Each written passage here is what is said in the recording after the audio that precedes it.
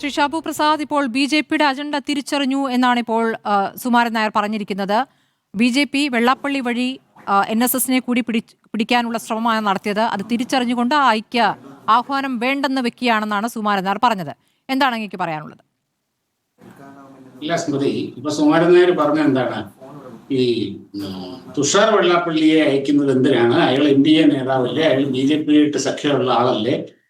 ഈ തുഷാർ വന്നാൽ മകനെ പോലെ സഹോദരനെ പോലെ സ്വീകരിക്കും എന്ന് പറഞ്ഞ് നാക്ക് വായിൽ കിട്ടില്ലല്ലോ. അതിനു മുമ്പ് തന്നെ ഇങ്ങനെ പറഞ്ഞാലോ? അപ്പൊ ആ സമയത്ത് അത് പറയുമ്പോൾ സുകുമാരൻ നായർക്ക് അറിയില്ലായിരുന്നോ തുഷാർ വെള്ളാപ്പള്ളി NDAയുടെ ഭാഗമാണ്, NDAയുടെ നേതാവാണ്, BJP ആയിട്ട് നല്ല ധാരണയുള്ള ആളാണ്? ഇതൊന്നും സുകുമാരൻ നായർക്ക് അറിയില്ലായിരുന്നോ? പെട്ടെന്ന് എന്താ ഇങ്ങനെ മാറിയത്? അല്ലാതെ പെട്ടെന്ന് അങ്ങോട്ട് വേറൊരാളെ നിയോഗിച്ചിരുന്നു, അത് മാറ്റി രഹസ്യമായിട്ട് ആരും അറിയാതെ തുഷാറിനെ വിടാൻ തീരുമാനിക്കുകയല്ലായിരുന്നല്ലോ. മകനെ പോലെ ഞാൻ ഇവിടെ സ്വീകരിക്കും എന്നാണ് അദ്ദേഹം പറഞ്ഞത്. അപ്പൊ അതല്ല അതിന്റെ കാരണം. അതിന്റെ കാരണം എന്ന് പറഞ്ഞാൽ, കാര്യം ഇവിടെ ഇങ്ങനെ ഒരു ഐക്യം ഇവിടെ സംഭവിച്ചു കഴിഞ്ഞാൽ അതിന്റെ ക്രെഡിറ്റ് വെള്ളാപ്പള്ളി കൊണ്ടുപോകും എന്ന ഒരു വിശ്വാസം, എന്ന ഒരു ധാരണ അവിടെ ഉണ്ടായി. NSSന്റെ ഡയറക്ടർ ബോർഡിൽ ഉണ്ടായി. സുകുമാരൻ നായർക്കും അത് മനസ്സിലായി. അതിന്റെ കൂട്ടത്തില് ഈ വെള്ളാപ്പള്ളിക്ക് പത്മഭൂഷൺ കൂടി വന്നപ്പോൾ താൻ ഇവിടെ ഒന്നുമല്ലാതായി പോകുന്നു എന്ന ആ ഒരു തോന്നലുണ്ടായി. അല്ല, അതിന് അദ്ദേഹം മറുപടി പറഞ്ഞു ശ്രീ ഷാബു പ്രസാദ്. പത്മ പുരസ്കാരം തനിക്ക് വേണമെങ്കിലും ഇതിനു മുമ്പ് എപ്പോ വേണമെങ്കിലും കിട്ടുമായിരുന്നു എന്നുള്ളത്. പത്മ എങ്ങനെയാണ് കിട്ടുന്നത് എന്നുള്ള കാര്യം നേരത്തെ വെള്ളാപ്പള്ളിയും പറഞ്ഞിട്ടുള്ളതാണല്ലോ. അല്ല, അത് ചിലപ്പോൾ ചങ്ങനാശ്ശേരിയിലെ ഏതെങ്കിലും ട്രോഫി ഷോപ്പിൽ പോയി കഴിഞ്ഞ് കഴിഞ്ഞാൽ പത്മശ്രീ എന്ന് പറഞ്ഞുകൊണ്ടുള്ള ഒരു ട്രോഫി അല്ലെങ്കിൽ ചിലപ്പോൾ അദ്ദേഹത്തിന് മേടിച്ച് വീട്ടിൽ കൊണ്ടുവെക്കാനുള്ള സാമ്പത്തിക ശേഷിയൊക്കെ സുകുമാരൻ. അല്ല, അങ്ങനെ പരിഹസിക്കരുത് ശ്രീ ഷാബു പ്രസാദ്. വെള്ളാപ്പള്ളി നേരത്തെ പത്മ പുരസ്കാരത്തെ കുറിച്ച് പറഞ്ഞതും അങ്ങ് കേട്ടിട്ടുണ്ടല്ലോ. ഞാൻ കേട്ടിട്ടുണ്ട്. അല്ല, ഞാൻ പറഞ്ഞത് എന്റെ അഭിപ്രായമാണ്.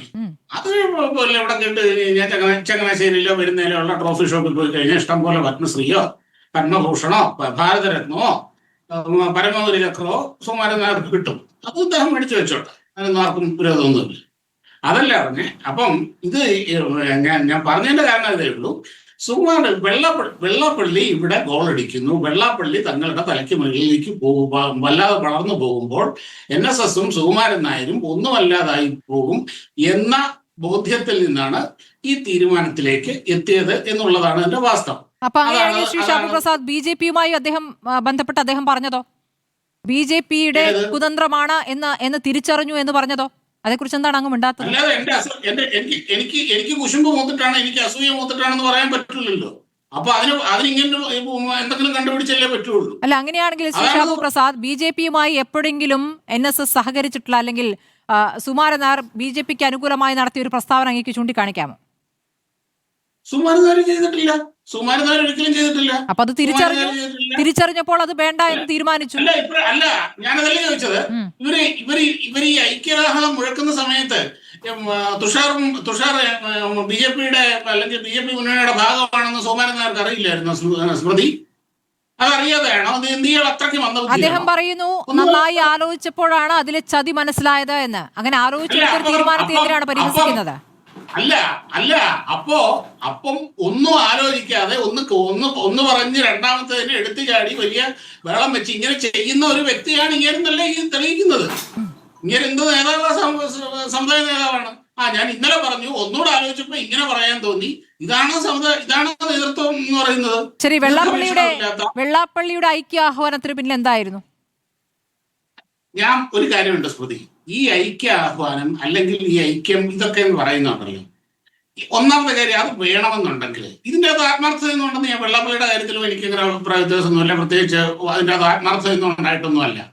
അതായത് ഈ ഐക്യം അല്ലെങ്കിൽ ഏകതയൊക്കെ വേണമെന്നുണ്ടെങ്കിൽ അതിന് പരസ്പര വിശ്വാസവും പരസ്പര ബഹുമാനവും അങ്ങനെയുള്ള കാര്യങ്ങളൊക്കെ വേണം. ഇതൊന്നും ഈ കൂട്ടർക്കൊന്നും ഈ സാധനം ഒന്നും ഇല്ല. അപ്പം എന്തെങ്കിലും ഒരു പ്രത്യേകിച്ച് ഒരു നിവൃത്തികേടോ വല്ലതും വരുന്ന സമയത്ത് അല്ലെങ്കിൽ പ്രത്യേക സാഹചര്യങ്ങളിൽ ഒരു പുകമറ സൃഷ്ടിക്കാനോ ഒക്കെ ഉണ്ടാക്കുന്ന സാധനം ഇതൊന്നും നിലനിൽക്കാൻ പോകുന്നില്ല. ഇപ്പൊ വെള്ളാപ്പള്ളി ആയാലും ശരി, സുകുമാരൻ നായരായാലും ആരും ശരി, ഞാൻ വെള്ളാപ്പള്ളി എനിക്ക് ഈ രണ്ടു കൂട്ടരും ഒരുപോലെ തന്നെയുള്ളൂ. എനിക്കല്ലാതെ വേറെ വെള്ളാപ്പള്ളിയോട് പ്രത്യേകിച്ച് സ്നേഹമോ സുകുമാരൻ നായരോട് പ്രത്യേകിച്ച് വിരോധമൊന്നുമില്ല. ഈ സമുദായ സംഘടനകളുടെ എല്ലാ നേതൃത്വത്തിനോടും സമുദായ സംഘടനകളോടുമുള്ള എന്റെ ഒരു നിലപാട് ഇത് തന്നെയാണ്. അപ്പൊ അങ്ങയുടെ നിലപാടിൽ ബി.ജെ.പിക്ക് ഇതിൽ റോൾ ഇല്ല എന്ന് കൂടിയാണോ? ബി.ജെ.പിക്ക് എങ്ങനെ ഇപ്പൊ ഈ ഐക്യ നീക്കം തകർത്തതിന്റെ അകത്ത് ബി.ജെ.പിക്ക് പ്രത്യേകിച്ച് റോളൊന്നും ഉണ്ട് എന്ന് എനിക്ക് തോന്നുന്നില്ല.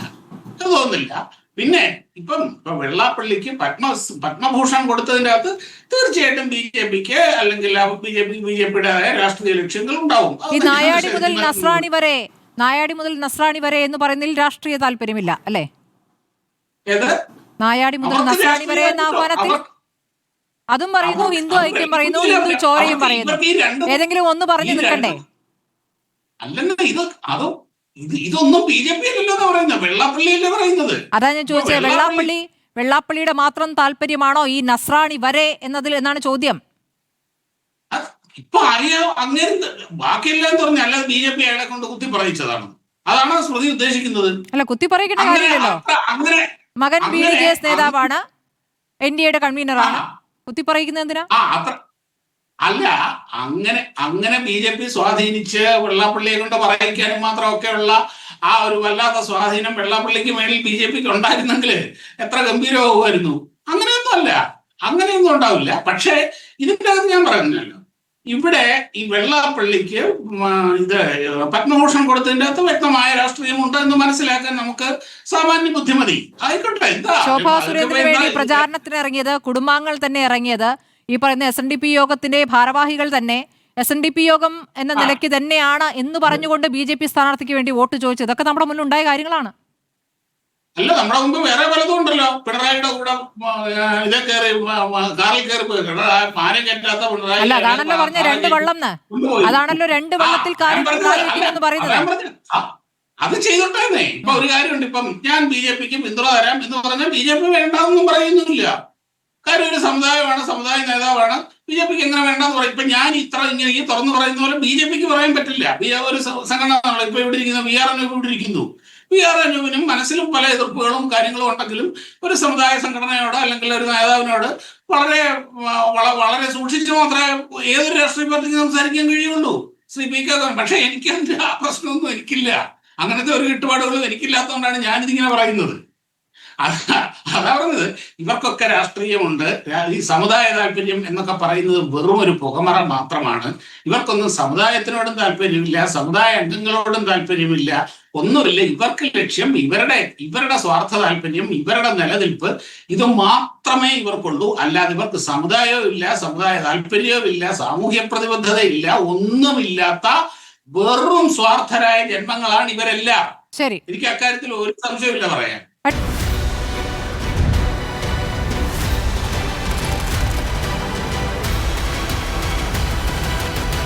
ഡിബേറ്റ് വിത്ത് സ്മൃതി പരുത്തിക്കാട്.